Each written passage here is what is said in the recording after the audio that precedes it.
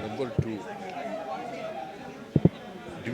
Divisible ಪೂಲ್ಗೆ cess ಮತ್ತು ಸರ್ಚಾರ್ಜನ್ನು ಕೂಡ ಸೇರಿಸಬೇಕು ಅಂತ ಹೇಳಿದೆ. ಎರಡನೇದು.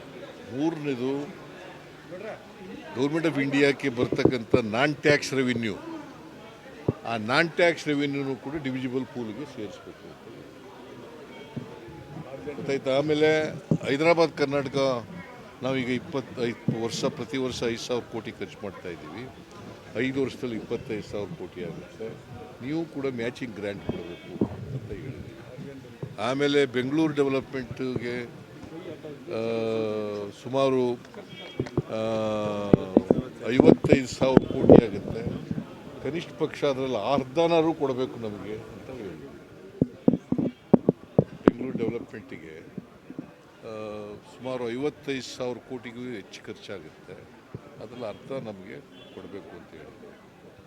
ಮತ್ತು ವೆಸ್ಟರ್ನ್ ಘಾಟ್ ಇದು ಡಿಸಾಸ್ಟರ್ ಮ್ಯಾನೇಜ್ಮೆಂಟ್ನಲ್ಲಿ ಕೂಡ ಯಾಕಂದರೆ ಲ್ಯಾಂಡು ಇದಾಗ್ತಾ ಇದೆ, ಲ್ಯಾಂಡ್ ಸ್ಲೈಡ್ ಆಗ್ತಾ ಇದೆ, ಅದಕ್ಕೋಸ್ಕರ ಕೊಡಬೇಕು ಅಂತ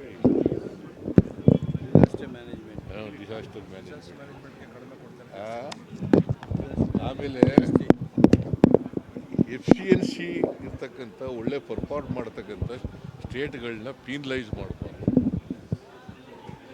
ನಾವು ಪರ್ಫಾರ್ಮೆನ್ಸು ಇದನ್ನು ಮಾಡಬೇಕು. ಬಿಕಾಸ್ GDPಗೆ ನಮ್ಮದು ಕಾಂಟ್ರಿಬ್ಯೂಷನ್ ನಿಯರ್ಲಿ 9% ಕಾಂಟ್ರಿಬ್ಯೂಷನ್. ಸೊ ನಾವು ವಿ ಆರ್ ಗೆಟಿಂಗ್ ಓನ್ಲಿ 1.9%. ಕಡಿಮೆ 1.5% ವಿ ಆರ್ ಮಾಡ್ತಾ ಇದ್ದೀವಿ. ಸೊ ಅದನ್ನು ಸರಿ ಮಾಡಬೇಕು ಅಂತ ಹೇಳಿದ್ವಿ. 14th ಫೈನಾನ್ಸ್ ಕಮಿಷನ್ನಲ್ಲಿ ನಮಗೆ 4.713 ಬರ್ತಿತ್ತು ಟ್ಯಾಕ್ಸು ನಮಗೆ ಸ್ಟೇಟಿಗೆ. ಅದು 15th ಫೈನಾನ್ಸ್ ಕಮಿಷನ್ನಲ್ಲಿ 3.6477 ಆಗಿಬಿಟ್ಟಿದೆ. ಸೊ ಅದನ್ನು ಸರಿಪಡಿಸ್ಬೇಕು ಅಂತ ರೆಕ್ಟಿಫೈ ಮಾಡಬೇಕು ಅಂತ ಹೇಳ್ತೀವಿ. ಸುಮಾರು 1.66% ಕಡಿಮೆ ಆಗೋಯಿತು.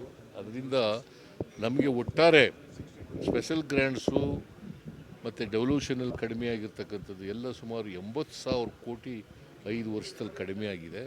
ಅದನ್ನೆಲ್ಲ ರೆಕ್ಟಿಫೈ ಮಾಡಿ 16th ಫೈನಾನ್ಸ್ ಕಮಿಷನ್ ಮಾಡಿ. ಕರ್ನಾಟಕಕ್ಕೆ ನ್ಯಾಯಕ್ಕಾಗಿ ಎಲ್ಲ GST ಇದು ಬರಲ್ಲಪ್ಪ, GST ಕೌನ್ಸಿಲ್ ಇದೆ ಅದಕ್ಕೆ. ಕರ್ನಾಟಕಕ್ಕೆ ನ್ಯಾಯಕ್ಕಾಗಿ ಇಲ್ಲ, ಅವ್ರು ರಿಪೋರ್ಟ್ ಕೊಡ್ತಾರೆ, ಕೇಳಿದ್ದಾರೆ ಅಷ್ಟೇ. ಸೊ ಪಾಸಿಟಿವ್ ಆಗಿ ರೆಸ್ಪಾಂಡ್ ಮಾಡಿದ್ದಾರೆ. ನೋಡೋಣ ಏನು ನಾವು ವಿ ಹೋಪ್ಸ್. ಬಿಕಾಸ್ ನರೇಂದ್ರ ಮೋದಿಯವರು 50% ಕೇಳಿದರು. ಚೀಫ್ ಮಿನಿಸ್ಟರ್ ಆಗಿರುವಾಗ 50% ಕೇಳಿದರು. ಒಪ್ಕೋತಾರೆ ಅಂತ ನಾನು ಅಂದ್ಕೊಂಡಿದ್ದೀನಿ. ನಾನು ಅವರೇ ಚೀಫ್ ಮಿನಿಸ್ಟರ್ ಆಗಿರುವಾಗ, ಗುಜರಾತಿನ ಚೀಫ್ ಮಿನಿಸ್ಟರ್ ಆಗಿರುವಾಗ 50% ಕೇಳಿದರು ವರ್ಟಿಕಲ್ ಡೆವಲ್ಯೂಷನ್ನು. ಈಗ ಒಪ್ಕೋಬೋದು ಅಂತ ಅಂದಿದ್ದೀನಿ. ಬಿಕಾಸ್ ಅನೇಕ ರಾಜ್ಯಗಳು 50% ಕೇಳ್ತಾ ಇದ್ದಾರೆ.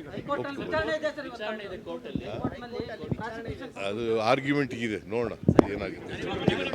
ಈಗ 2:15 ನಡ್ರಿ.